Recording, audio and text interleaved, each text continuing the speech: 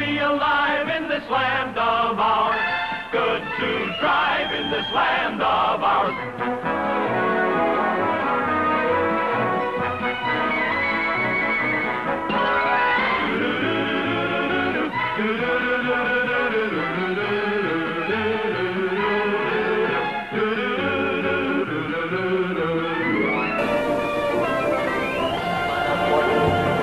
Hello, Canada hockey fans in the United States. The Hockey Time Machine.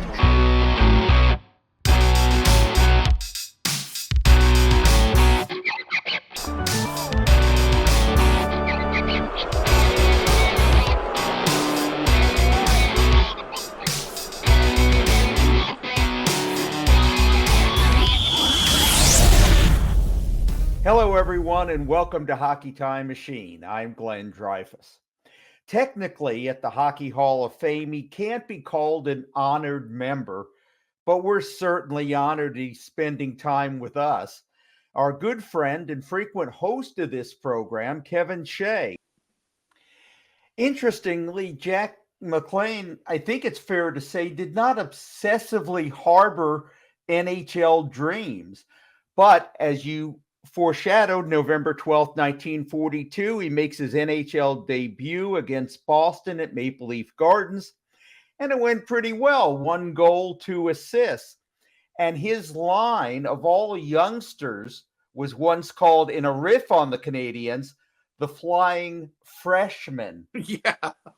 And to the point, he was still a student. Yeah. And that had a number of complications of its own. Yeah, it sure did, Glenn. Boy, oh boy.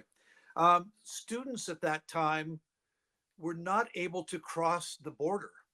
So now they had to get special dispensation at certain times, like at Christmas time when the exams were over and the games were going on and things like that. But for the most part, Jack only played home games. Occasionally he traveled to Montreal as well if his schoolwork didn't get in the way.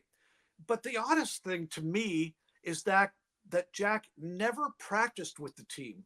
He just showed up for the games and played. And here he is on a line with Gay Stewart and Bud Poile, two really, really good hockey players, but they were in the early stages of their career as well. They were rookies as well. And they just pulled on their skates and with Stewart and Poile had practiced, but Jack was new to them and he joined the line and really added something to it, and they did very, very well. He did cross the border occasionally, played the odd game, but again, it was only after the exams were over and school was out for the year.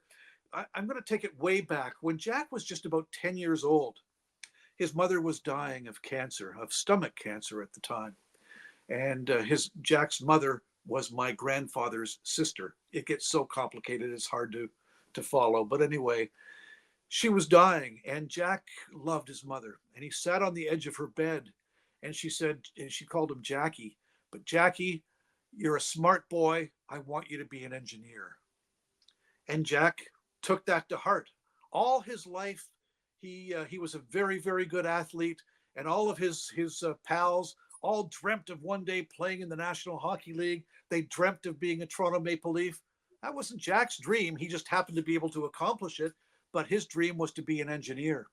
So really, the National Hockey League contract that he had fueled his ability to go to the University of Toronto.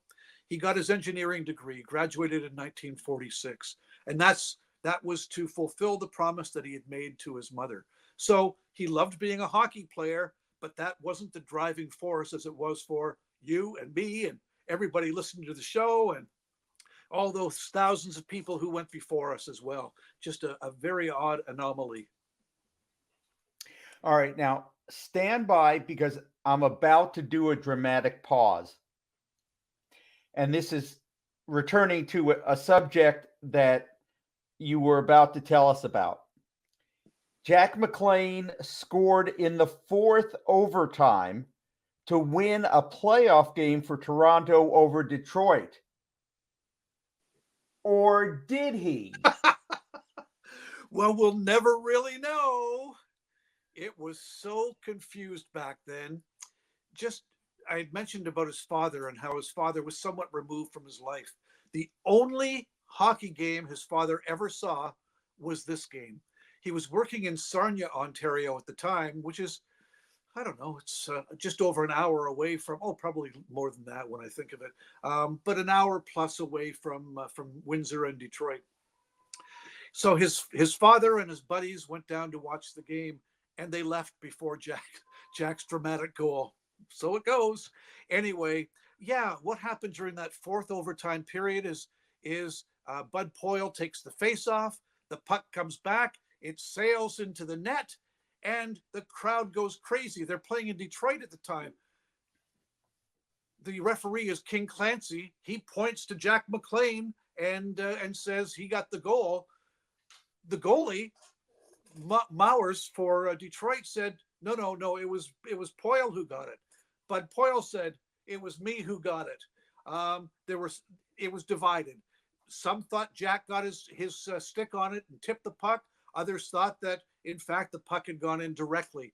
And so it was debated. And it took 4 or 5 days, I forget how long it was exactly, before Clarence Campbell was able to determine that the goal scorer was Jack McLean. And this will settle it right here and now, and that's the way it is.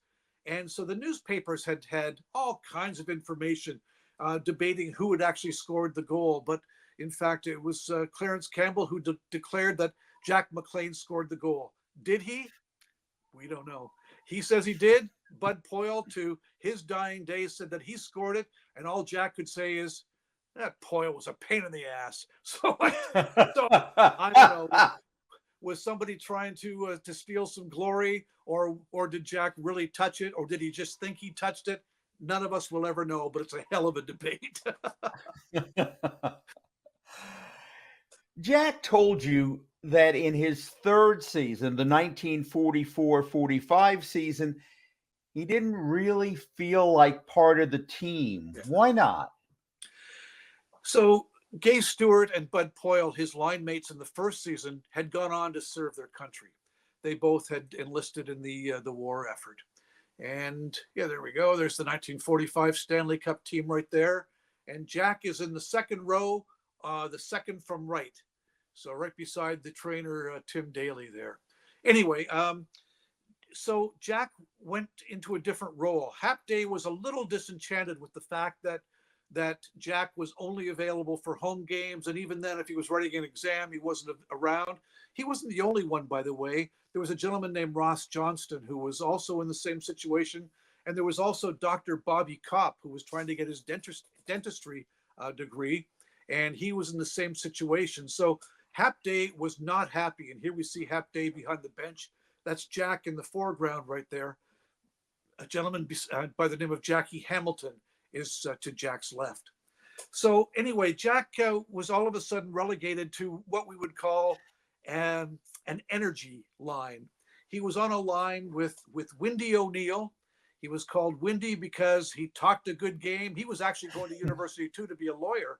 And he was a much better piano player than he was a hockey player, apparently. But he and Jack were the two tough guys on the team. They would be the enforcers on the team as well. So that was the role that he took on the last 2 years of his career. The other thing that happened over and over again were injuries. Jack had the worst luck with injuries, whether it be concussions or sprains or hurt wrists or bad backs or whatever it happened to be. So he didn't play very much during that season. When he did play, he only got into a couple of shifts if they needed him towards the end of the game, or for him and Windy O'Neill to go out there and beat up guys like Murph Chamberlain and Phil Watson and those sorts of guys. So it was a disappointing time. He didn't feel like he was part of the team because he was playing so little.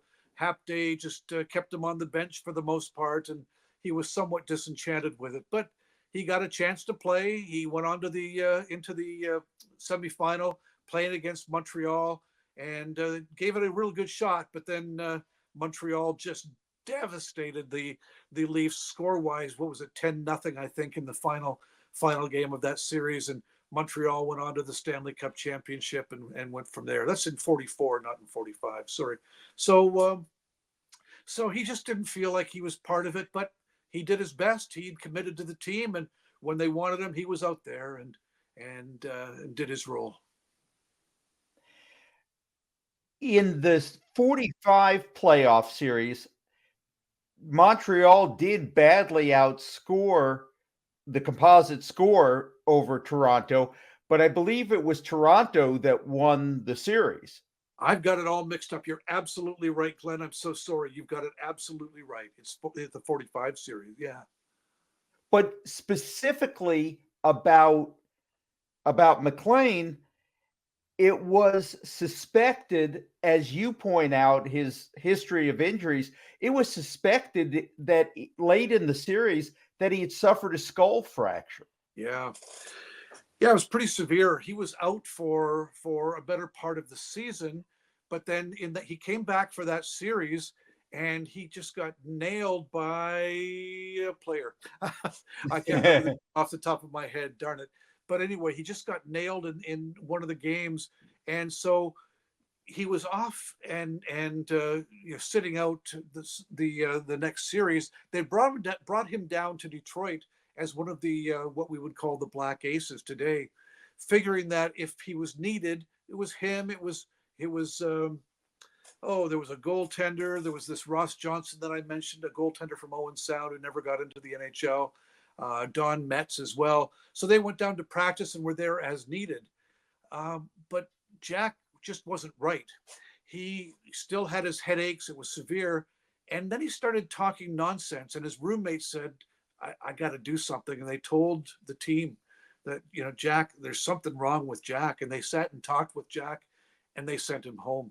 So he wasn't there for the Stanley Cup final, which was too bad because the Leafs went on to win the Stanley Cup, and Jack had to listen to it on the radio in the hospital. But well, take a quick detour with me real quick, because that 1945 final between the Leafs and the Red Wings, goals were at a premium in a way that maybe we haven't seen before or since. Oh, absolutely.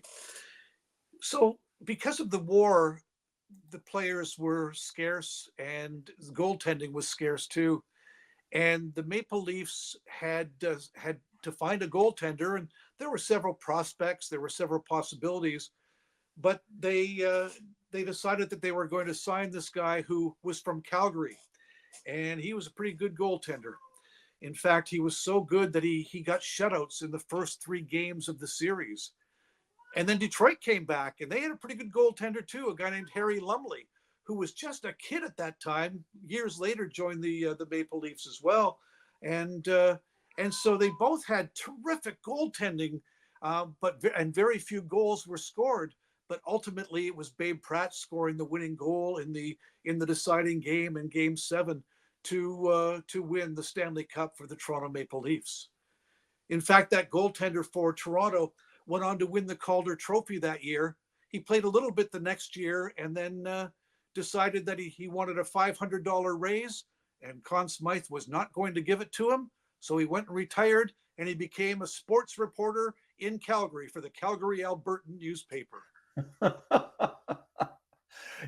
As you have said, different times. Yeah, absolutely. Back then, Cup winners got gifts, and here's some foreshadowing, not Stanley Cup rings. Here's a photo of some of the stuff they did get. So what is some of the stuff on that table? Well, I'm going to point to the Stanley Cup first of all. You'll notice that it was a year before they changed the shape of the cup to what we know a little bit more today.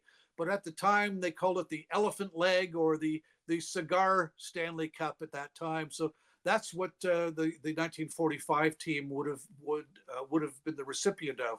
But you can see there are golf clubs there. There was a lifetime pass to Maple Leaf Gardens for any event, whether it be wrestling, hockey, whatever was going on at that particular time. And they all got a choice as well. They got a choice. They can either have a smoking set or a tea set. And the smoking set had an ashtray, a lighter, a cigarette holder, a number of things like that. The tea set was the cream and sugar, the teapot, and the tray as well. Jack took the tea set at that particular time. So that's what they got. They didn't get Stanley Cup rings in Toronto until 1948. Ah. Jack did get his name on the cup itself.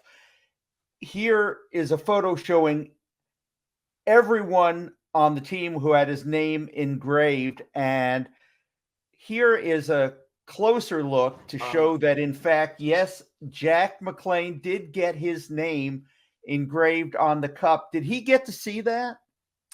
No, he never did. Only the picture that I was able to show him. Never, ever saw his name on the Stanley Cup directly. Can we go back to the previous photo for one moment? How would you like to be Frank Selke being Ass Man? Oh, well. You know, I think you and I have the same twisted sense of humor. I'm so glad you brought that up. I was hoping you would. No, I'm teasing. Isn't that something? Oh, my goodness. I think that was awfully cheeky. No, hello. I'm sorry. No, I apologize. As some people would know as well, there are five bands on the barrel of the Stanley Cup. And so what ends up happening is that the older ones are on the top band, the newer ones are on the bottom. Well, when the bottom band is filled, there are 13 teams that will fill that band. They take the top band off, move them all up, and put a new one on the bottom. So Jack's name hasn't been on the Stanley Cup for quite some time. But what has happened is that they've taken that band off, flattened it, and put it into the vault at the Great Hall in the Great Hall at the Hockey Hall of Fame, and it's there for people to see. Yeah. The parting of Jack McLean and the Toronto Maple Leafs was something short of amicable. Why was that? So the boys were coming back from the war, and Jack had been injury prone the last little while, and the doctor didn't know if he would ever play again, just because of the number of concussions that he had suffered at that time. Plus he had a real bad back as well. So there was a number of things that complicated it.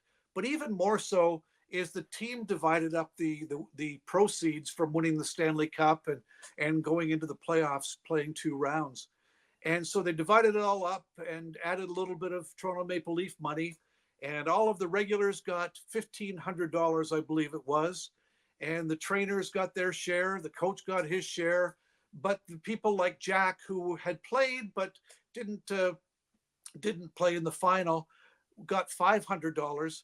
And then the other Black Aces, like the goaltender that I mentioned, or I referenced anyway, got $250 just for being an associate of the hockey team. So Hap Day sent a letter to Jack saying, "Hey, congratulations on being a Stanley Cup champion. Sure appreciate everything, and we're sending you a check for $500, and with our thanks, and hope you'll be happy with the check." Well, Jack was not happy with the check. He wrote a letter back to Hap Day saying, "Wait a minute here. If it hadn't been for injuries, I would have played the entire season. Whenever I was on the ice, I gave it my all. I couldn't help but be injured. So to get $500 is, in essence, a slap in the face. And I'm not happy with that amount of money." So Hap Day called him in. Didn't change the situation. But in fact, whether that played a role of standing up to the coach, or whether it was the other things that I mentioned, his injuries, and the boys coming back, Gay Stewart, Bud Poyle, all of these other players were coming back at this point. Turk Broda. You know what? I just realized too. Pardon me. I didn't mention the goaltender's name. It was Frank McCool that was the goaltender of record with those first 3 shutouts in the series, who went on to win the Calder Trophy. So my apologies for neglecting to mention him. But there were all these players coming back. They did offer Jack the chance to be a playing coach with the Hollywood Wolves, which were 4 levels. Well, that was the Toronto Maple Leafs. The American Hockey League team was the Pittsburgh Hornets. The USHL team was the Tulsa Oilers. 4th levels down was the Hollywood Wolves. We know that name only because Bill Barilko came from there. So they offered Jack the opportunity. Jack wanted to finish school, wanted to be an engineer, did not want to move to California. So that, in fact, ended his time with the Toronto Maple Leafs. He was only 22 years of age as well. That last point is also an excellent one. There's so much more in the book, Jack in the Box, than we can cover here because, as you said, we've only covered his life up to the tender age of 22.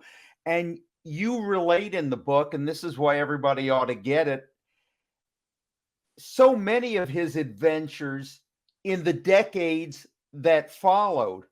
And also, Kevin does a beautiful job, as we've alluded to, of weaving into the narrative the effects of World War II and stories about the Maple Leafs and other teams and athletes that Jack was associated with, and not just in hockey either. But jumping ahead, there is one more glorious tale to you and Jack and the relationship, and it came about, was jump started when Ken Dryden was president of the Maple Leafs and had an idea. Yeah, thank you, Glenn. This is an emotional part of the whole book is emotional, but this is a real sentimental and emotional part to it. So 1999, I was a volunteer at the Hockey Hall of Fame at the time, just coming in as often as I could, every Friday afternoon and whatever else I could find some time. I was a vice president of a record company at the time, so it's not like I could just get up and go.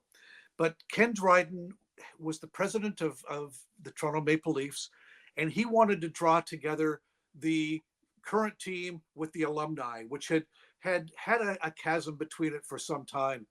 And he really wanted to reduce that chasm. So he decided he wanted to give Stanley Cup rings to those players who had been terrific hockey players for the team at the time, but never received a ring. So he asked Ron Ellis to help out. There's Jack in the foreground there raising his stick in victory, and Bob Davidson in the back behind the net. You can see that they wear their elbow pads outside of the jerseys, or at least the sweaters at the time at that point. Anyway, they decided that they wanted to award these rings. So Ken Dryden asked Ron Ellis, who was working at the Hockey Hall of Fame full time at that time, to do some work for him, find out when the Leafs started to give out rings, and find out who didn't receive one, who was a member of the 1932 team, 42, 45, and 47 teams who wouldn't have gone on to get a ring. So there were several players on that 47 team, probably the 45 team too, guys like Ted Kennedy, who would later have received a ring, so they wouldn't get another one, but just to get the ones who didn't get the ring. So Ron said, Kevin, you're the guy. This falls into your bailiwick. So I did my homework and found out that 48 was the first time they gave out rings. And I did my homework and found out that going back to 32, Red Horner was still alive at the time and had never received a ring. And there were different players. There were 9 in all. So I submitted the list to Ken Dryden, to Ron Ellis and Ken Dryden, of course. You can hear Sky, my cat, in the background. He loves the name Jack McLean, I'll tell you. And so I submitted the names, and they knew all of them, but they didn't know this Jack McLean name. And so I had to prove to them that Jack was in fact a Stanley Cup champion by showing the picture of the engraved cup, by showing them the stats that I'd been able to get from the newspapers and websites and things of that sort. So Ron was a dear friend of mine. I wrote his book at one point too, and Ron said, "Listen, Kevin, the Toronto Maple Leaf alumni are going to present the rings to the boys who deserve them, but I thought you might like to give the one to Jack McLean." I said, "Oh, Ron, you have no idea how special this honor is." So I had talked to Jack's daughter, Donna, surreptitiously, and got his ring size and got it all set, got the little blue velvet box, and it came to me. So I called Jack up and said, "Jack, I'd like to come up and visit." And he said, "Oh, that'd be great." I said, "Now I'd like to bring some friends." He said, "Well, I hope they're pretty." Okay, Jack, let me. What in fact the friends were is I called the media in Ottawa. I called the newspapers and the TV stations and the radio stations to pitch them the story about this Stanley Cup champion who won the Stanley Cup in 1945, but didn't get his ring until 2002. So what's that? If I do the math here, 58 years, there was something like that. So they all bid. I was very fortunate. So Jack had moved from his home into a senior's residence at that point. So I visited him there a few times. So I called up and said, Jack, I'm here. And he said, well, come on up. So I knocked on the door and we did the bro hug and a little bit of small talk. And he said, wait, I thought you were bringing some friends. I said, well, hang on. They're down in the lobby. Well, Donna, his daughter, had brought them up just outside the door. So it was perfect timing. I opened the door and all of a sudden it was just like, the press running in to get a scoop that there was a new election going on or something. I don't know.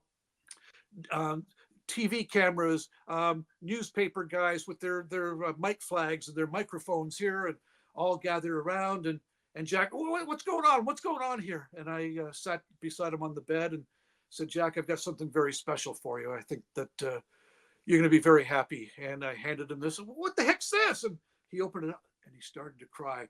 This tough, curmudgeonly guy who had definitely warmed to me through the years as well. But all of a sudden he saw it and he knew what it was. And he said, oh my God, Kevin, you have no idea. This is the greatest day of my life. And I said, well, there you go, Jack. You're a Stanley Cup champion and you deserve it very much. So you can see him holding it at the time. So I said, I'm surprised that, oh, how great is that? Thank you very much, Glenn. He said, I'm here at this senior's residence here and we have to sit with other people at the table. And if they find out that I played with the Toronto Maple Leafs and was a Stanley Cup champion, they all want to see my ring. And I have to say, they didn't give them out back then. And they all just look at me and go, yeah, right. And now I can really show them, Kevin. There we are. And he was so happy, so happy to get that ring. And so we went for a special dinner that night. It wasn't Red Lobster and it wasn't Chinese food either. We went to the Keg, and because that was another of his favorites just for special occasions, don't you know? I took Jack, his daughter Donna, her partner John, and her son Ryan, and we went to the Keg. And I'm not sure who said it, but somebody said something about Jack getting a Stanley Cup ring. So the manager came out and comped Jack his. Well, that was as important to Jack as getting the ring, I think. I'm not sure. Free for us? Oh, for him, not me. I paid the rest. But he had steak and baked potatoes and a Billy Miner pie, and oh my goodness, we had such a good time, and there we are. So I didn't know that I would see Jack a whole lot after that. I continued my conversations and my visits and things like that. But in October of 2003, a year later, Jack was, it was mostly me who did the calling, but Jack was calling me a little bit more often and almost begging me to come up and see him. And it was really a busy time. The Hockey Hall of Fame induction was coming up and blah, blah, blah. So I said, yeah, Jack, I'll be up there very soon. I'll be there before the snow flies and I'll come up and visit then. And I didn't quite make it. I found out that on the Tuesday, I was going to come down on the following Saturday. On the Tuesday, Jack had passed away unexpectedly and died. And so when I did come up to see him on the Saturday, it was for his funeral and to do his eulogy. And, it was pretty barren there. His family was there. There were a couple of neighbors, Bobby Kopp, who had played with him with the Maple Leafs in 1942-43. And he also played with him with the Ottawa Senators of the Quebec Senior Hockey League. He was there as well. And that was just about it. A couple of people from the residence. And that was it. So we said our goodbye to Jack and that was it. Jack was cremated and they scattered his ashes at the family cottage near Minden, Ontario. And that was it. Never thought anything more about it. And you thought that was it, but it wasn't it. Well, you're right. I thought about Jack a lot, but I thought that was it as far as seeing the family or the stories and everything like that. Yeah, about 5 years later, 2008, my wife called me at work and said, Kevin, a package has come for you. I said, oh yeah, it wasn't uncommon. I had things coming fairly regularly. And I said, "Who's it from?" She said, "I don't know. Don't recognize the address." So when I got home, I opened the package and got quite emotional there. It was pretty special. It was the ring in the ring box and a note that was with it. "Dear Kevin, you made our father very happy during the final years of his life. We decided as a family that you should have Dad's Stanley Cup ring. No one deserved it more than you. Sincerely, John, Donna, and Bruce McLean, Jack's children." And I never take it off. There it is. Trying to get it in the center there. Oh, well, I'm not very good at my, oh, there we are. There you go. There we go. Jack's ring. Jack and the box. Yeah, quite a story. Quite a story. You know that photo of Jack scoring a goal against the Rangers we showed a few minutes ago? Well, anytime you see a Leafs game at Scotiabank Arena, you can go see it yourself. Why, here is one fan posing with it right now. There we are. I'm so superstitious. It's crazy. So before every home game that I attend, which is almost every one, I go and I tap on his legs and his stick, and Jack's doesn't know it, but he wishes me luck for the game. And hey, we've done pretty well through the last several years for sure. So I better tap a few more times these days, I'll tell you. But yeah, I'm on the upper level, the 300 level, and that photo just ironically is at the top of the stairs that I come up to get to my seat. So when I saw it there, I was blown away. I've got it in my living room as well. To see it there every Leaf game is pretty special. Oh boy, what a story! I'm pretty proud of it. It's the story I've wanted to tell for 20 years, and you know, I am pretty lucky. I work for the Hockey Hall of Fame. I've written many books, and you know, every time I thought, I mean, I would write notes all along. I'd write some notes or find some new research or whatever. But there was always a Derek Sanderson book that had to hit a deadline, or a Matthew Barnaby book, or a Toronto Maple Leaf Centennial book, or whatever it happened to be. So I never got to it until this year. And I was able to put all my notes together and write, for the last couple of years, actually, write this book, and very, very proud of it, Jack in the Box. My search for Stanley Cup champion Jack McLean. And as you can tell, I found him.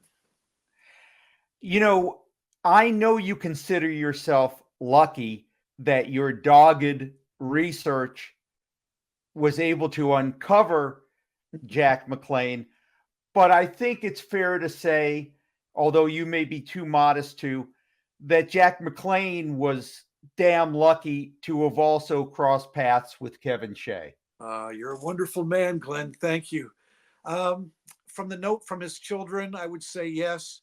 This curmudgeonly man that I talked to, that first conversation, became one of my dearest friends. We were great friends, even though there was 40 years between us. And I found out so much about my family.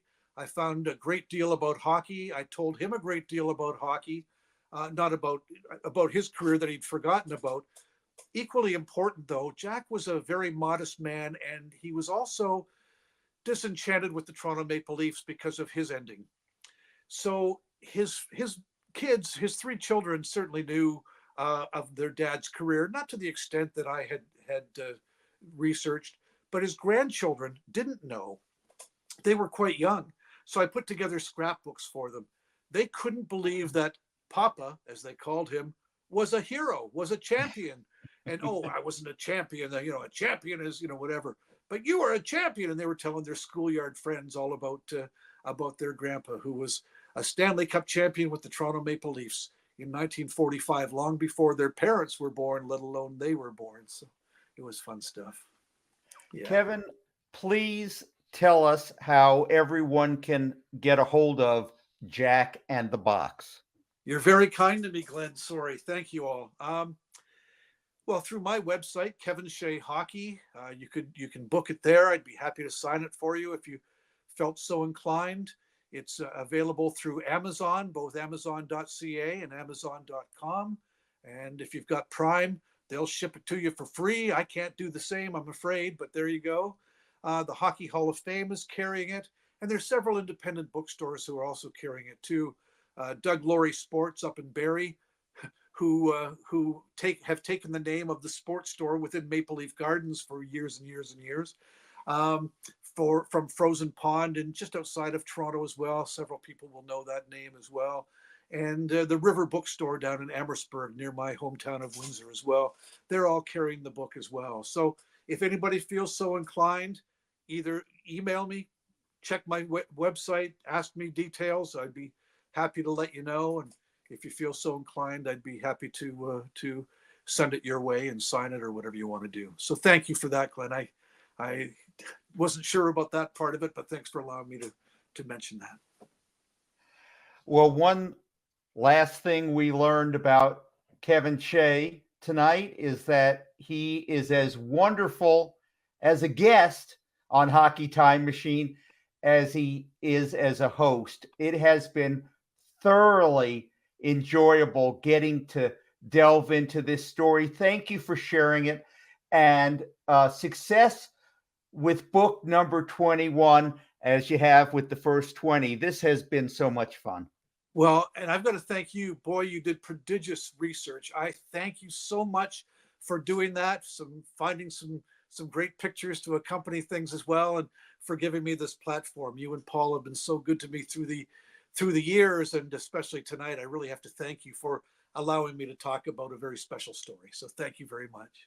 Well, believe me when I say it was my privilege, Kevin, and just a lot of fun and an unbelievable story. Thank you for sharing. You bet. Thank you.